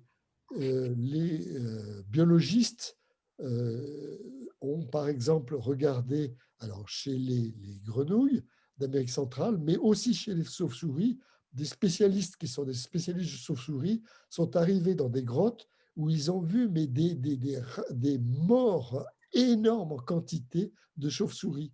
Eh bien ça, c'était parce que nous, hommes, avions donné à ces chauves-souris des virus auxquels elles n'étaient pas préparées. Et à ce moment-là, elles ont fait la même chose en inverse. On a tué des millions de chauves-souris. Est-ce que, Didier, là, est-ce que le changement climatique, notamment la fonte des glaces, est susceptible de favoriser encore plus la diffusion des virus? Dans la mesure où ça fait des changements dans les environnements, hein. C'est difficile de prévoir, si vous voulez, mais effectivement, quand les équilibres écologiques sont modifiés, et, alors réchauffement climatique indirectement, quand vous brûlez les forêts d'Amazonie, à ce moment-là, vous avez des tas de bestioles qui vivent dans les forêts d'Amazonie, ces bestioles vont chercher des endroits où elles vont pouvoir survivre et elles vont se rapprocher de l'espèce humaine. C'est pour ça que sur les cartes de prévision que je vous posais tout à l'heure, vous avez vu que les zones duquel pourront venir les prochaines pandémies, le Brésil est une possibilité. S'il vous plaît, Monsieur Henry, je peux poser une question? Vous Oui, m'entendez? bien sûr. Bon, vous avez tout à l'heure évoqué, mais rapidement, mais vous avez également proposé d'y revenir sur le demandé, c'est l'hypothèse ou la suspicion que des dérives dans les laboratoires. Et comme cette hypothèse est reprise par des mouvements, des groupes complotistes, enfin, par des idées complotistes, est-ce que vous pourriez nous en dire un peu plus? Est-ce que moi, j'ai pensé quand j'ai entendu plusieurs fois au problème de la myxomatose qui s'est développé de façon foudroyante parce que je crois que c'était un médecin d'ailleurs a voulu se débarrasser des lapins qui étaient dans sa propriété en, en injectant quelque chose, enfin je ne me souviens pas du détail. Et puis ça s'est répandu en France et dans toute l'Europe. Et la myxomatose s'est développée comme ça. Alors, ce Alors, phénomène. écoutez, déjà à propos de la myxomatose, hein, Oui, la première modification des équilibres écologiques, ça a été d'introduire le lapin en Australie. Oui, c'est ça. Le lapin est devenu vraiment quelque chose d'abominable, c'est-à-dire que ça a envahi à peu près tout l'Australie, bouffant tout et jouant sur l'équilibre. Beaucoup de bestioles sont disparues à cause du lapin qui bouffait à peu près tout ce qu'il pouvait bouffer. oui. Donc, l'idée d'introduire la myxomatose pour le réguler a été donc quelque chose que les gens ont fait en toute bonne foi en Ah, Australie. d'accord. Et Oui, effectivement, alors là, il s'est produit effectivement des catastrophes là-bas, mais il s'est produit ce que je vous disais, c'est-à-dire que le lapin s'est adapté à la myxomatose et qu'on a un peu comme de la grippe saisonnière, des poussées de myxomatose, des disparitions de myxomatose, que ce soit en Australie, que ce soit chez nous, si vous voulez. Hein. oui. Alors ensuite, sur le problème que vous indiquez, est-ce que le virus, le dernier virus, serait un virus artificiel qui aurait été fabriqué, libéré quelque part dans un laboratoire chinois? Alors, deux choses. La première, si vous voulez, virus fabriqué, certainement pas. Hein. Le professeur Montagnier, dont j'ai parlé tout à l'heure, a une vieillesse un peu malheureuse, c'est-à-dire qu'il rentre un peu dans... Allô? Oui, Voilà, on t'entendait plus. on m'entend plus. Alors, Oui, là, ça va. alors, je pense qu'effectivement, c'est parce que j'allais dire du mal de l'une de nos gloires, le professeur Montagnier. Il n'y a aucune parenté entre le virus du sida et le STRAS, ça c'est établi. Euh, on a en revanche souligné que dans la ville dans laquelle a démarré le SRAS 2, il y avait deux laboratoires de virologie, dont un laboratoire de grande sécurité, dit P4, qui avait été installé justement par des Français. Puis les Français ont été chassés par les Chinois. Et un deuxième qui est un laboratoire plus classique. Et donc, que des chercheurs chinois travaillant sur les virus des chauves-souris aient eu des virus à l'intérieur de ces laboratoires, ça c'est aussi vraisemblablement établi. Que ça soit un de ces virus qui soit sorti du laboratoire pour donner les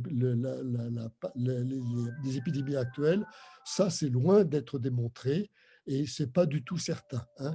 Donc ça mérite quand même que les choses soient regardées dans le détail, c'est-à-dire il est extrêmement important que soient faites des enquêtes pour trouver l'origine du SRAS-CoV-2. Alors, Oui. ça, c'est la recherche internationale qui doit s'en occuper. L'OMS est sur le coup, bien entendu. Disons que les autorités chinoises, qui sont extrêmement compétentes en virologie, sont pas chaudes du tout pour laisser des équipes internationales le faire en toute publicité. Disons que les Chinois disent on sait très bien faire, c'est nous qui allons le faire, ce qui évidemment ne fait pas plaisir à tout le monde. Voilà. Donc, si vous voulez, pour le moment, il y a l'un de mes anciens collègues virologistes compétents du CNRS qui est revenu sur ce problème-là que vous avez vu circuler vraisemblablement dans la presse. Hein. Oui. Mais pour le moment, disons que l'hypothèse chauve-souris plus pangolin est l'hypothèse qui est la plus fréquente. Disons qu'elle n'est pas complètement établie et que ça mérite des enquêtes beaucoup plus approfondies qui ne sont pas en cours actuellement. Voilà. D'accord, merci beaucoup. J'étais un peu long, mais je crois que c'est important. Ah oui, c'est important. C'est important et ça laisse toujours à penser. Mais méfiez-vous des hypothèses complotistes. Hein. Elles sont Ah oui, oui, non, mais je le complètement sais, mais je m'en méfie beaucoup, mais c'est parce que c'est assez insupportable. l'idée de dire que Ça c'est se diffuse beaucoup, cette hypothèse, hélas. absolument l'histoire de dire que c'est l'Institut Pasteur qui a créé le virus. Alors là, c'est incroyablement ridicule. Oui. Mais je crois que ce qui se dit surtout, c'est que ce serait plutôt les Chinois qui auraient Oui, diffusé mais le virus. attendez. Mais De toute j'entends les manière, laboratoires ou un laboratoire. de toute manière, ce que j'ai dit, c'était certainement pas de manière volontaire, peut-être accidentelle, mais ça reste à démontrer. On n'a aucune preuve de ça pour le moment. D'accord. Merci beaucoup. Je vous en prie. Jean-Pierre, Oui, moi, ça n'est pas une question qui porte sur ce que tu as dit aujourd'hui, mais je voulais savoir si la semaine prochaine, tu allais, en parlant des vaccins, tu allais nous dire pourquoi il a fallu 9 mois pour faire un vaccin et même plusieurs vaccins qu'on va nous présenter bientôt et qu'il n'y a pas encore de vaccin pour le sida ou des choses comme ça. Est-ce que tu vas nous expliquer quelles sont les données qui font qu'il y ait de telles différences? absolument. J'irai dans les détails. Je ne sais pas si je dois dévoiler Non, mais je voulais m'assurer de ça parce que c'est une question qu'on se pose beaucoup. Excusez-moi, j'ai un coup de téléphone. Non. Ça, c'est quelque chose qui est extrêmement important, si vous voulez.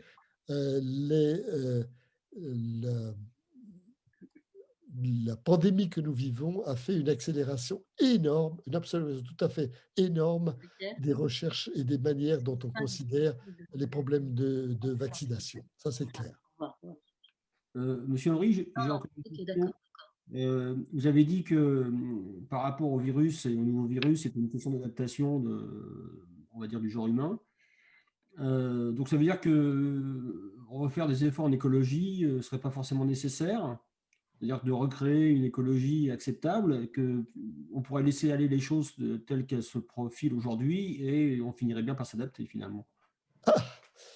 Alors, j'extrapole, hein, c'est pas exactement ce que vous avez dit, mais Non. on va parler un petit peu de ça la semaine prochaine, mais si vous voulez, c'est cette fameuse histoire de l'immunité collective, c'est-à-dire le fait que le système adaptatif de notre immunité, de notre immunologie, peut arriver à gérer complètement ce problème du virus par lui-même.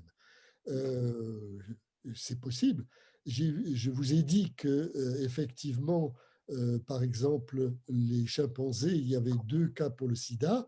Il y avait un endroit où ils n'étaient pas complètement adaptés, où ils souffraient de l'immunodéficience, et d'autres chimpanzés qui s'étaient adaptés, qui n'en souffrent pas.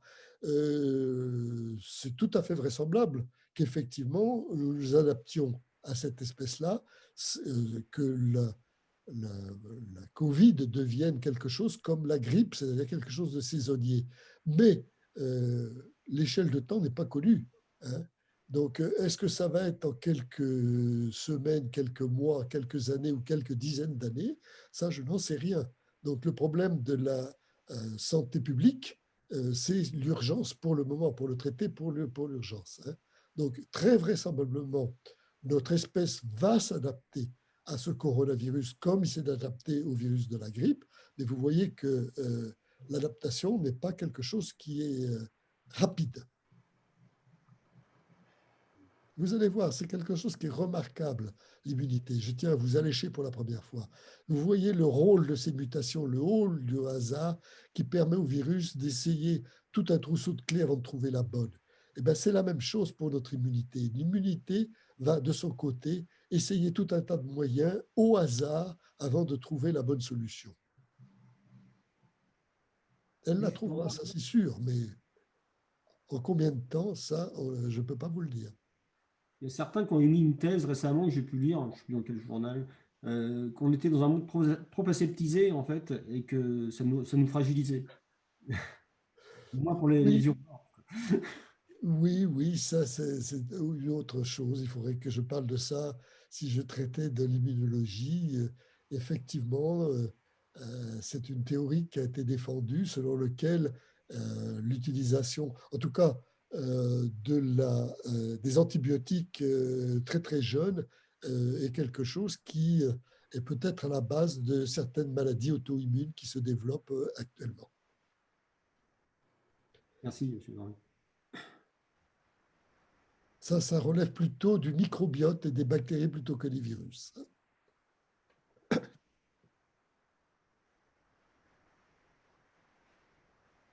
Monsieur Henry, vous pouvez dire un petit mot sur le polio ou le Lyme?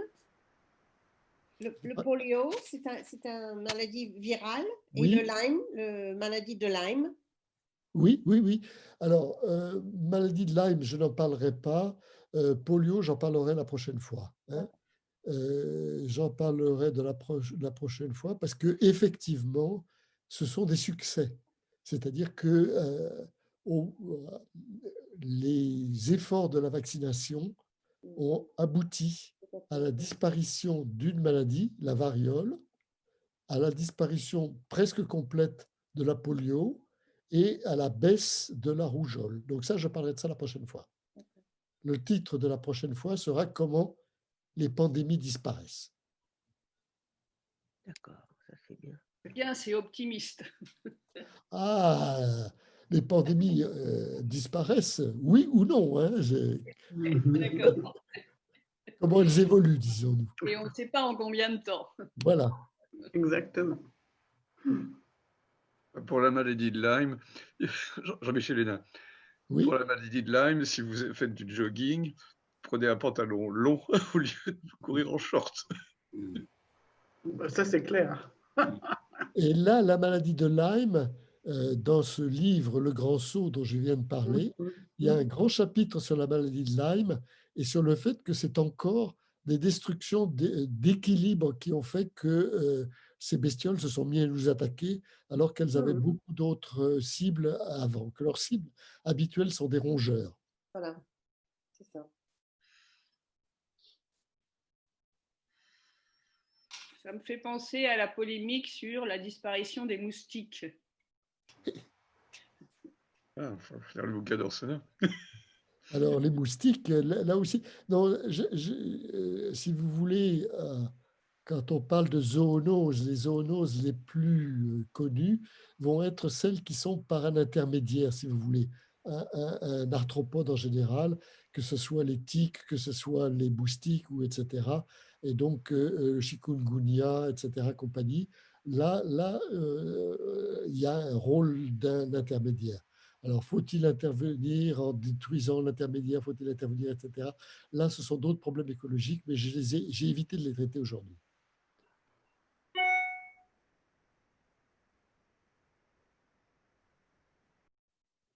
C'est fini. Non, c'est pas fini. C'est qu'il y a dit d'arrêter. Écoutez, si vous n'avez plus de questions, je pense que peut-être... Juste, vous pouvez repréciser, je n'ai pas noté l'auteur du Grand Saut.